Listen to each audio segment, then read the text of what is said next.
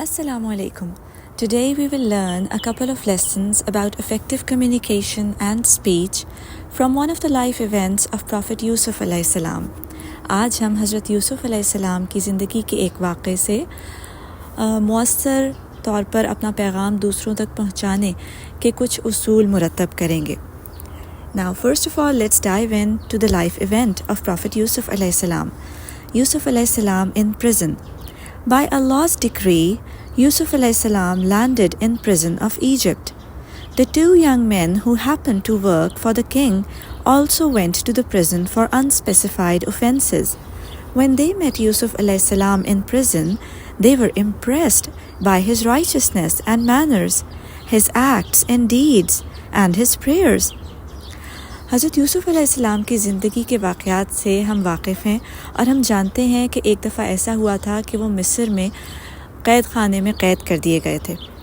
जब ऐसा हुआ तो उसी दौरान दो नौजवान थे जो कि बादशाह के यहाँ, उस वक्त मिस्र के बादशाह के यहाँ काम किया करते थे. उनको भी कुछ जराइम की पादाश में क़ैद कर दिया गया था. जब वो क़ैद ख़ाने में हज़रत यूसुफ़ अलैहिस्सलाम से मिले तो उनकी रास्तबाज़ी और आदाब से, अतवार से बहुत ज़्यादा मुतासिर हुए. उन्होंने देखा कि हज़रत यूसुफ़ अलैहिस्सलाम के जिस तरह के मैनर्स हैं, जिस तरह के आदाब हैं और जिस कदर वो इबादत गुज़ार हैं, उनको लगा कि वो बहुत नेक इंसान हैं. One day the cupbearer and the baker came to Yousuf A.S. and requested him to tell them the meanings of the strange dreams they both had dreamt in the same night. "We see you as a righteous man," they said. The prison inmates knew that Yousuf A.S. was a noble man with great knowledge and a merciful heart. एक दिन वो दोनों नौजवान हज़रत यूसुफ़ अलैहिस्सलाम के पास एक दरख्वास्त लेकर आए. उनमें से एक कप बेरर था, जिसको कि उर्दू में साक़ी कहते हैं, और दूसरा बेकर था, यानी कि नान बाई था. वो क्या दरख्वास्त लेकर आए थे? उन्होंने एक ही रात में बड़े अजीब ख्वाब देखे. उन्होंने कहा कि हमें आप नेक इंसान लगते हैं, आपकी शख्सियत बहुत मुअज़्ज़ज़ है, आपके पास इल्म भी है और दर्दमंद दिल भी है, तो आप बराए मेहरबानी हमें हमारे ख्वाबों के मतलब बता दीजिए. Yusuf A.S. knew the meaning of dreams. Yusuf A.S. said to himself, "Need has brought these two men to me. The person in need is more open and humble. The person in need listens and obeys. If I teach these men now, they will surely listen." Yusuf A.S. wanted to avail himself of this opportunity to guide his fellow prisoners towards the true faith. So, while promising that he would explain their dreams, he asked them to listen to a short discourse on oneness of Allah subhanahu wa ta'ala. हम जानते हैं कि यूसुफ़ अलैहिस्सलाम को अल्लाह ताला ने एक ये स्पेशल एबिलिटी दी हुई थी कि वो ख्वाबों के मतलब जो हैं उनको डीकोड कर सकते थे, ख्वाबों को इंटरप्रेट कर सकते थे. तो यूसुफ़ अलैहिस्सलाम तो ख्वाबों के मतलब जानते थे. उन्होंने ख़ुद से कहा कि ज़रूरत इन दोनों को मेरे पास खींच लाई है. जब कोई इंसान ज़रूरत में होता है तो वो ज़्यादा आजिज़ होता है, वो लोगों की बात सुन सकता है और इस चीज़ का भी ज़्यादा इम्कान होता है कि वो उनकी बात मान ले. अगर मैं इस वक्त इन दोनों को अल्लाह का पैगाम पहुँचाऊँ तो बहुत मुमकिन है कि वो मेरी बात और मेरा पैगाम सुन लें. हज़रत यूसुफ़ अलैहिस्सलाम इस मौके से फ़ायदा उठाना चाहते थे और इस वक्त को इस्तेमाल करना चाहते थे ताकि वो दीन हक़ का पैगाम उन लोगों तक पहुंचा सकें.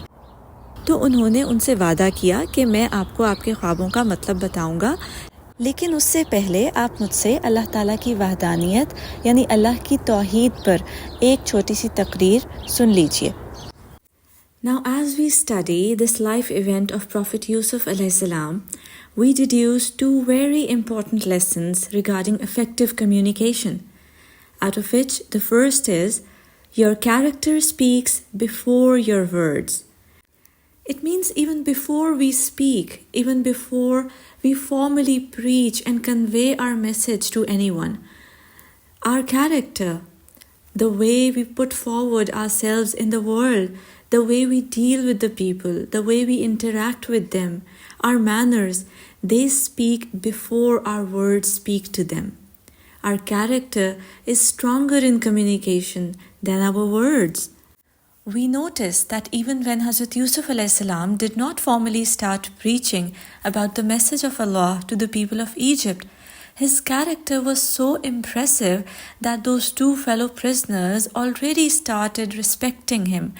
They loved him for his manners, for his etiquettes, and for his dealings with the people. They thought that he was a knowledgeable man and he had a merciful heart, and they were impressed by his prayers and deeds.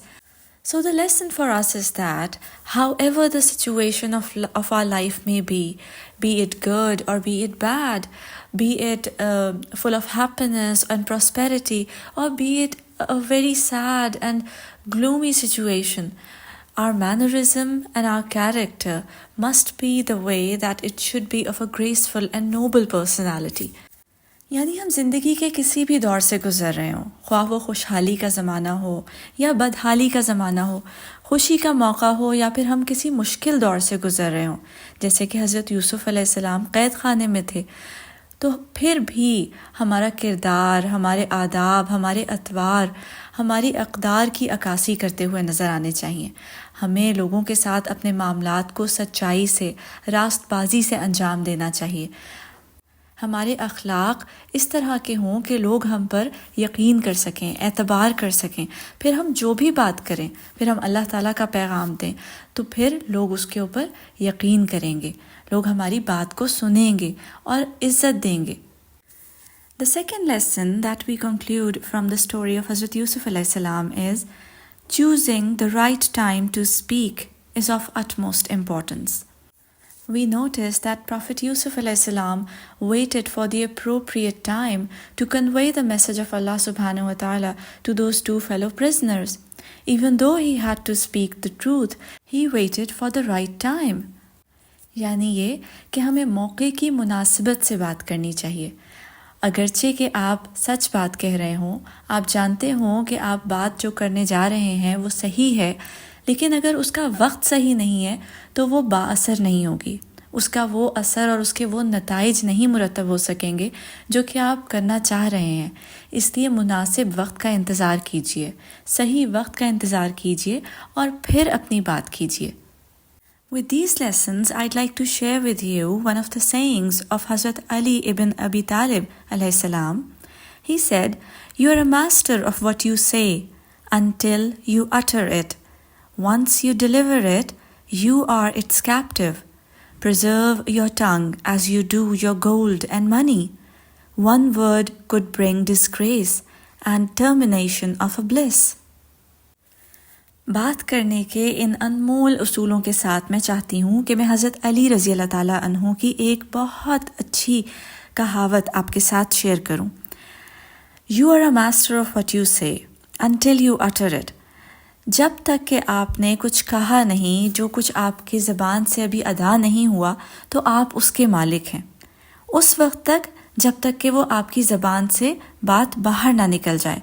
But once you deliver it, एक दफ़ा वो बात बाहर निकल गई, अगर आपकी ज़बान से वो बाहर निकल गई, then you are it's captive, फिर आप उसके कैदी बन जाते हैं। प्रिजर्व योर टंग, अपनी ज़बान की, अपनी बात की हिफाजत कीजिए।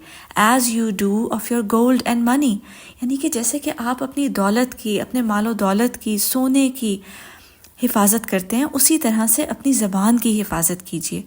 ये बहुत बड़ी ताकत है, बात करने की ताकत अल्लाह ताला ने जो इंसान को दी है, ये बहुत बड़ी सलाहियत है। इसको सोच समझ कर इस्तेमाल कीजिए। One word could bring disgrace, एक लफ्ज़ जो कि इंसान की ज़बान से अदा हो जाए गलत मौके पर, वो इंसान की इज़्ज़त को दागदार कर सकता है। And could be a cause of termination of a bliss, और आपकी खुशहाली को बदहाली में बदल सकता है।